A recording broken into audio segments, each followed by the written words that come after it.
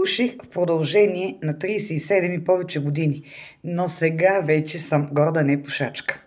Усещам се щастлива, свободна от цигарения дим и от никотиновата зависимост, удовлетворена от постигнатия успех. Сигурно се питаш как успях.